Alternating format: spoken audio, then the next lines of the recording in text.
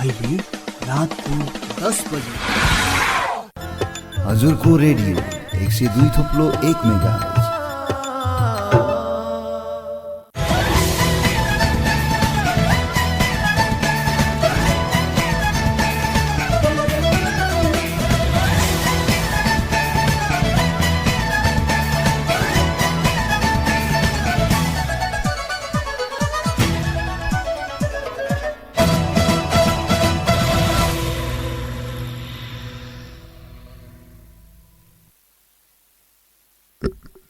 नमस्कार। राति 10 बजेको हजुरको मुख्य समाचारमा स्वागत छ। समाचारको साथमा उपस्थित छु म श्रीराज महत। तपाईले यो समाचार हजुरको रेडियो 102.1 मेगाहर्ज, इन्टरनेट अनलाइनमा हजुरको रेडियो.org.np का साथै मोबाइलको एप्लिकेसन मार्फत संसारभर एकैसाथ सुनिरहनु भएको छ।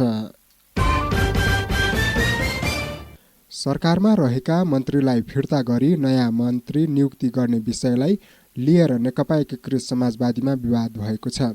हाल सरकारमा रहेका मन्त्रीहरूले सरकारबाट नबाहिरिने दाबी गरेपछि पार्टीभित्र विवाद हुन थालेको छ। नयाँ सिफारिस भएका मन्त्रीहरू सरकारमा जाने दिन कुरेर बस्ने तथा सरकारमा भएका मन्त्रीहरू फिर्ता हुन नमान्ने भएका कारण पार्टीभित्र विवाद बढ्दै गएको हो। सरकारमा रहेका 4 जना मन्त्री सहितका 10 जना सांसदहरूले विद्रोहको संकेत गरेका छन्। अध्यक्ष माधव कुमार नेपाललाई उनीहरूले संयुक्त हस्ताक्षर गर्दै 8 बुँदे ध्यानाकर्षण पत्र बुझाएका छन्, जसमा संसदीय दलको बैठकको पनि माग गरिएको छ। सत्तारूढ नेकपा माओवादी केन्द्रका अध्यक्ष पुष्पकमल दाहालले फेरि एकपटक प्रधानमन्त्री हुने चाहना व्यक्त गर्नुभएको छ। पूर्व प्रधानमन्त्री समेत रहनुभएका अध्यक्ष दाहालले नेपाल पर्वतारोहण सङ्घले आशीर्वाद दिएको प्रसङ्ग उल्लेख गर्दै फेरि एकपटक प्रधानमन्त्री भएर देशलाई नयाँ युगतिर लैजाने आफ्नो सपना रहेको बताउनु भएको हो। नेपाल पर्वतारोहण सङ्घले आज काठमाडौँमा आयोजना गरेको एक कार्यक्रममा बोल्दै उहाँले यो परिवर्तन ल्याउन आफूले नेतृत्वदायी भूमिका खेलेको भन्दै देशको नेतृत्व गर्न पाए देशका विद्यमान तमाम विकृतिहरूमाथि प्रहार गर्दै अघि बढ्ने बताउनु भएको छ। निर्वाचन आयोगले 2079 साल कार्तिक 30 गते प्रदेश र प्रतिनिधि सभा सदस्यको निर्वाचन गर्ने प्रस्ताव गरेको छ। आयोगले सरकारलाई आगामी 4.5 देखि 5 महिनाभित्र आम निर्वाचन गर्ने अनौपचारिक प्रस्ताव पठाइसकेको सङ्घीय मामिला तथा सामान्य प्रशासन मन्त्री राजेन्द्र प्रसाद श्रेष्ठले बताउनुभयो। प्रधानमन्त्री श्रेष्ठले आयोगले एकै चरणमा भए कार्तिक 30 गते र 2 चरणमा भए कार्तिक 28 र मङ्सिर 3 गते आम निर्वाचन गर्ने मिति प्रस्ताव गरेको जानकारी दिनुभयो। राष्ट्रिय सभाका अध्यक्ष गणेश प्रसाद तिमल सिन्हाले सरकारका मन्त्रीहरूलाई राष्ट्रिय सभाको बैठकमा तोकिएकै समयमा उपस्थित हुन निर्देशन दिनुभएको छ। राष्ट्रिय सभाको आजको बैठकमा अध्यक्ष तिमल सिन्हाले मन्त्रीहरू सङ्घीय संसदप्रति उत्तरदायी हुने संविधानले व्यवस्था गरेको बताउनु भएको छ। उहाँले सदनमा उपस्थित भई आफ्नो मन्त्रालयसँग सम्बन्धित कार्यसूची अगाडि बढाउनु र सदनमा उठेको प्रश्नको जवाफ दिनु सम्बन्धित मन्त्रीको जिम्मेवारी रहेको बताउनुभयो। अध्यक्ष तिमल सिन्हाले मन्त्रीहरूलाई राष्ट्रिय सभाको बैठकमा तोकिएको ठिक समयमा उपस्थित भई सदन मार्फत जनताप्रति जवाफदेही बन्न रुलिङ गर्नुभयो। लोकतान्त्रिक प्रणालीमा सार्वजनिक जवाफदेहिताको विशेष महत्त्व हुने उहाँको भनाइ थियो। लोकतान्त्रिक प्रणालीमा सार्वजनिक जवाफदेहिताको विशेष महत्त्व हुने भएकाले समयमा उपस्थित हुन उहाँले अनुरोध गर्नुभएको छ। नेकपा माओवादी केन्द्रको केन्द्रीय समितिको 15 असारलाई तोकिएको बैठक फेरि 19 गतेका लागि सरेको छ। माओवादी केन्द्रको केन्द्रीय कार्यालयका मुख्य सचिव श्री राम ढकालले वैशाख 19 गते बिहान 11 बजे प्रगा भवनमा बस्ने जानकारी दिनुभएको छ। असार 15 धान दिवस भएको र खेतपाती गर्ने मुख्य समयमा बैठक राख्न उपयुक्त नहुने भन्दै बैठक फेरि सारिएको हो। यसअघि स्थानीय चुनाव सकिए लगत्तै 20 जेठमा बैठक बस्ने भनिएको थियो, तर माओवादीबाट निर्वाचित स्थानीय तहका जनप्रतिनिधिले 10 असारमा बजेट पेश गर्नुपर्ने भएकाले बैठक उचित नहुने भन्दै सारिएको थियो। गत पुसमा 8औं महाधिवेशन गरेको माओवादीले अहिलेसम्म केन्द्रीय समितिलाई पूर्णता दिन सकेको छैन भने पदाधिकारी पनि चयन भएका छैनन्। त्यस्तै नेताहरूको कार्यविभाजन पनि हुन सकेको छैन। राष्ट्रिय स्वतन्त्र पार्टीका सभापति रवि लामिछानेले नामकै कारण निर्वाचन आयोगले दल दर्ता नगरी नाम फेर्ने बताउनु भएको छ। पत्रकार सम्मेलनमा प्रवक्ता मुकुल ढकालले दल दर्ता ऐन अनुसार आफूहरूको दल दर्ता हुने र नाम परिवर्तन गर्नु परेमा फेरि घोषणा सभा नहुने स्पष्ट पार्नु भएको छ। दलको नाम राष्ट्रिय स्वतन्त्र पार्टी राख्दा स्वतन्त्र उम्मेद्वार बन्नेहरूप्रति अन्यल हुने भन्दै निर्वाचन आयोगमा उजुरी परेको छ। प्रतिनिधि सभाको एक उपसमितिले पेट्रोलियम पदार्थको कर 50% घटाउन सरकारलाई निर्देशन दिएको छ। संसदको उद्योग तथा वाणिज्य र श्रम तथा उपभोक्ता हित समिति अन्तर्गतको बजार अनुगमन उपसमितिले आज यस्तो निर्देशन दिएको हो। प्रकाश रसाइली संयोजक रहेको उपसमितिले इन्धनका कारण जनजीवन महँगिँदा उपभोक्ता मारमा परेको निष्कर्ष निकालेको हो।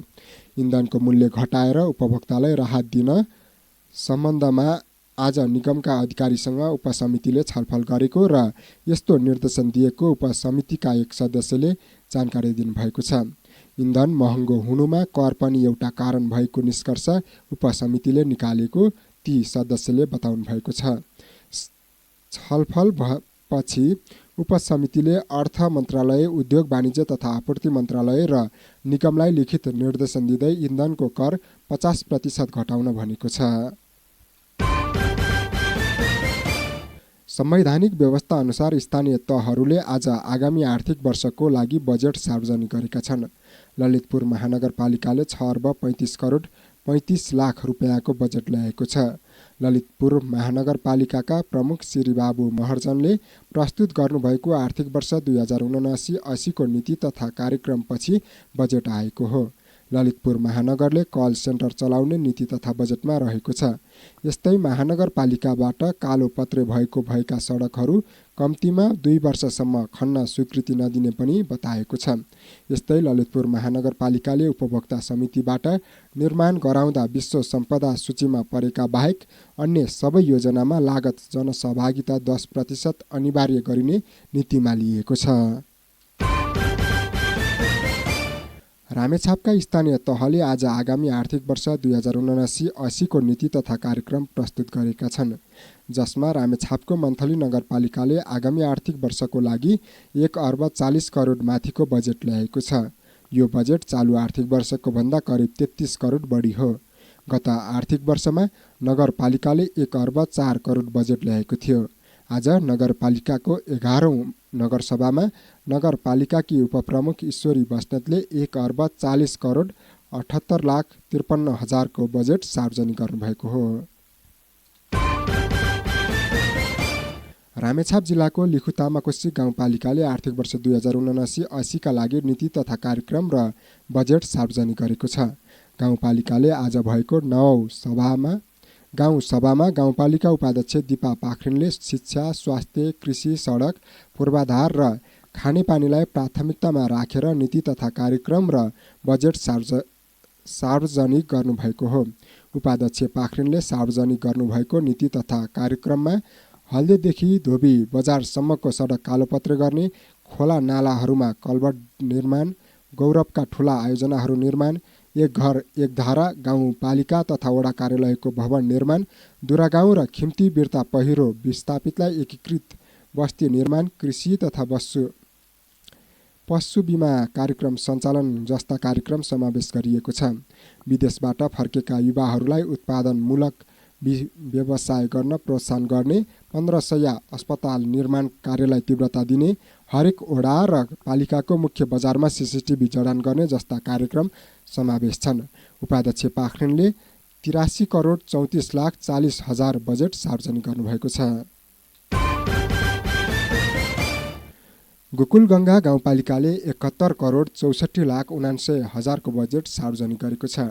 गाउँपालिका उपाध्यक्ष उषा कार्कीले आज दोस्रो गाउँसभा तथा 11औं अधिवेशन मार्फत बजेट सार्वजनिक गर्नुभएको हो।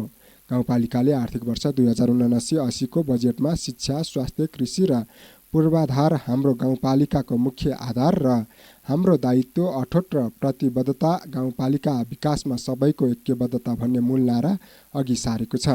उपप्रमुख कार्कीले आर्थिक विकासतर्फ 1 करोड 18 लाख, सामाजिक विकासतर्फ 4 करोड 75 लाख, पूर्वाधार कार्यक्रमतर्फ 7 करोड 97 लाख, वन वातावरण तथा विपद व्यवस्थापनतर्फ 1 करोड 35 लाख, सुशासन तथा संस्थागत विकासतर्फ 1 करोड र ओडा कार्यालय 7 करोड 25 लाख बजेट विनियोजन गरेको जानकारी दिनुभएको छ।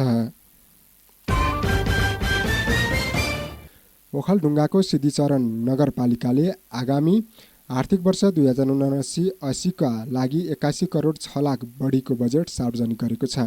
नगरपालिकाको 10औं नगरसभाले आज आगामी आर्थिक वर्षको नीति तथा कार्यक्रम र बजेट सार्वजनिक गरेको हो। नगरसभा मार्फत नगर प्रमुख तेजन खनाल तजेन्द्रले नीति तथा कार्यक्रम प्रस्तुत गर्नुभएको थियो। हामी सबैको चाहना समृद्ध सिद्धिचरणको लागि दिगो योजना भन्ने नाराका साथ तयार पारिएको नीति तथा कार्यक्रम उहाँले प्रस्तुत गर्नुभएको हो। नगरले आगामी आर्थिक वर्षमा शिक्षा, स्वास्थ्य, खानेपानी, सामाजिक विकास, कृषि, सुशासन र समानतालाई प्राथमिकतामा राखेर नीति तथा कार्यक्रम ल्याएको नगर प्रमुख खनालले बताउनुभयो। नगरपालिकाले कुल 81 करोड 6 लाख 23,860 रुपियाँको बजेट प्रस्ताव गरेको छ। ओखलढुङ्गाको सिद्धिचरण नगरपालिका 11 का ज्येष्ठ नागरिकलाई तनाव व्यवस्थापनको तालिम दिइएको छ। नगरपालिकाको महिला तथा बालबालिका शाखा अन्तर्गत स्थापना भएको वडा नम्बर 11 को ज्येष्ठ नागरिक दिवा सेवा तथा मिलन केन्द्रमा 65 जना वृद्ध वृद्ध अवस्थामा हुने चिन्ता, तनाव र मानसिक समस्यालाई कसरी व्यवस्थापन गर्ने भन्ने विषयमा प्रशिक्षण दिएको हो। जिल्ला आयुर्वेद शाखाको सहकार्य र CMC नेपालको प्राविधिक सहयोगमा ज्येष्ठ नागरिकहरूमा आउने तनाव र यसको व्यवस्थापनबारे प्रशिक्षणसँगै स्वास्थ्य जाँच पनि गरिएको नगरपालिकाको महिला बालबालिका तथा ज्येष्ठ नागरिक शाखा प्रमुख सरिता तामाङले जानकारी दिनुभयो। ओखलढुङ्गा प्रहरीले जिल्ला सदरमुकामका विद्यार्थीलाई विद्यालयमै पुगेर लागु औषध विरुद्ध सचेतना प्रदान गरेको छ। लागु औषध दुरुपयोग तथा ओसार पसार विरुद्धको अन्तर्राष्ट्रिय दिवस को अवसरमा प्रहरीले जिल्ला सदरमुकामको सगरमाथा जनता माध्यमिक विद्यालयका विद्यार्थीलाई दुर्व्यसन विरुद्ध सचेतना प्रदान गरेको हो। विद्यालय उमेरका बालबालिका बढी लागु औषधको दुर्व्यसनमा फस्ने भएकाले जोखिम हुन्छ। उनीहरूलाई बेलैमा सचेत गराएर दुर्व्यसनबाट बचाउने, उनीहरू मार्फत साथीभाइ, आफन्त र समुदायमा लागु औषधका असर लगायत दुर्व्यसनबाट बच्ने उपायबारे शिक्षा पुग्न सकोस् भन्ने उद्देश्यले प्रशिक्षण प्रदान गरिएको जिल्ला प्रहरी प्रमुख प्रहरी नायब उपरीक्षक सुखदेव खनालले जानकारी दिनुभएको छ। बाराको जितपुर सिमरा उपमहानगरपालिकाका तत्कालीन प्रमुख प्रशासकीय अधिकृत सहित 3 जना विरुद्ध भ्रष्टाचारको मुद्दा दायर भएको छ।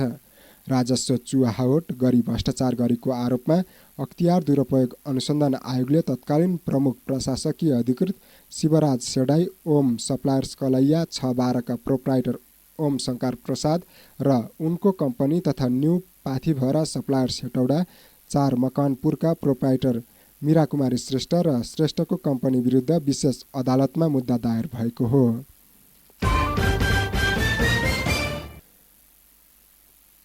पोखरा स्वास्थ्य विज्ञान प्रतिष्ठान अन्तर्गतको पश्चिमाञ्चल क्षेत्रीय अस्पतालमा मृगौला प्रत्यारोपण सफलतापूर्वक सम्पन्न भएको छ। पहिलो पटक हिजो कास्कीका एक 50 वर्षका महिलाको सफल मृगौला प्रत्यारोपण भएको अस्पताल स्रोतले जानकारी दिएको छ। प्रत्यारोपणका लागि शहीद धर्मभक्त राष्ट्रिय प्रत्यारोपण केन्द्रसँगको समन्वयमा काठमाडौँबाट डाक्टर पुकारचन्द्र श्रेष्ठको टिम र पोखराका doctor Prakash Chhetri, doctor Anup Chapagain, doctor माया लामा, डाक्टर जुजु श्रेष्ठ, डाक्टर अमृत केसीको मेडिकल टिमले प्रत्यारोपण गरेको हो। ती महिलालाई उहाँका श्रीमानले किडनी प्रदान गरेको अस्पतालका निर्देशक प्राध्यापक डाक्टर भरत बहादुर खत्रीले जानकारी दिनुभएको छ। अब नियमित मृगौला प्रत्यारोपण गर्ने अस्पतालका निर्देशक प्राध्यापक डाक्टर खत्रीले बताउनु भएको छ। यसअघि अस्पतालसँग शल्यक्रियाको लागि अपरेसन कक्ष, मानव स्रोत र प्रत्यारोपण अनुमति नभएका कारण मृगौलाको प्रत्यारोपण हुन सकेको थिएन।